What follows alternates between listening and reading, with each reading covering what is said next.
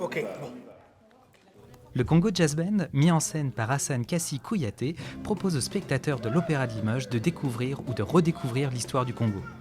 De Léopold II, roi des Belges, obsédé par l'idée d'avoir une colonie, jusqu'à l'assassinat de Patrice Lumumba.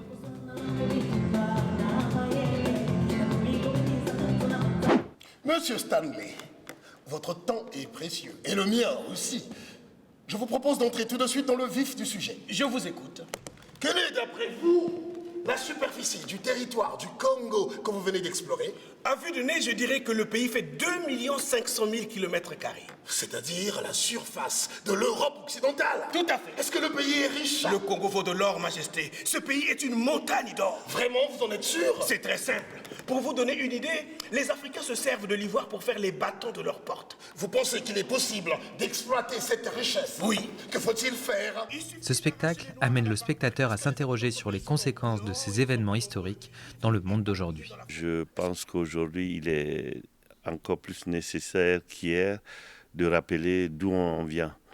Parce que pour appréhender où on est, il faut mieux connaître d'où l'on vient et ce qui nous permet de savoir peut-être où on veut aller. Donc, j'avais envie de parler de nos histoires en général dans mes créations. C'est ce qui m'intéresse de plus en plus.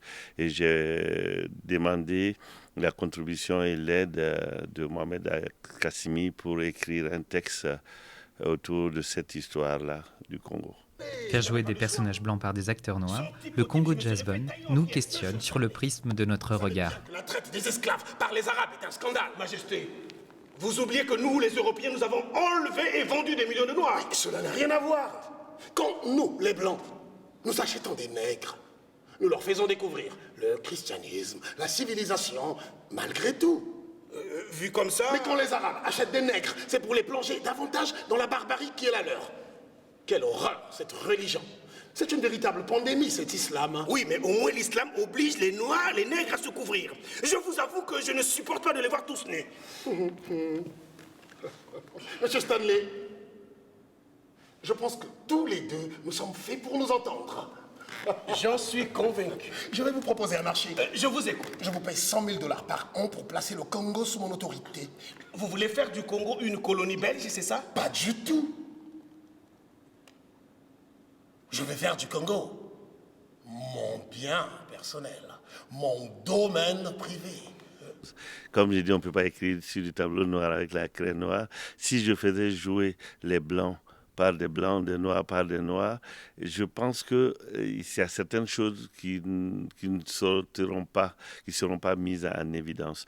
Et ça, c'est une chose. Et de deux, j'évoque aussi des questions qu'on se pose au théâtre.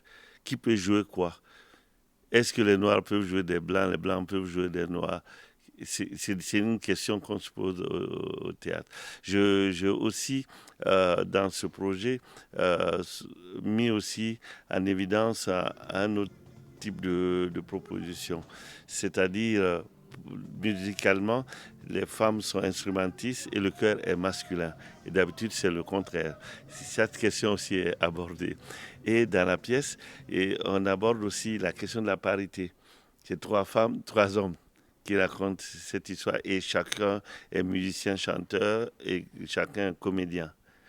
Et pour finir, dans la pièce, il y a la question de l'accessoire. On a besoin de quoi pour jouer? Qu'est-ce qui fait le personnage? Qu'est-ce qui fait les situations? Qu'est-ce qui nous aide à raconter nos histoires? Donc, c'est une pièce à 1000 feuilles où il y a plusieurs couches de problématiques de nos vies, des problématiques de notre vie contemporaine qui sont abordées, et en particulier dans le domaine du théâtre. Le récit de la pièce se fait au rythme de la rumba congolaise, cette musique autant festive que subversive. Elle a porté l'espoir des Congolais, même dans les heures les plus sombres de leur histoire.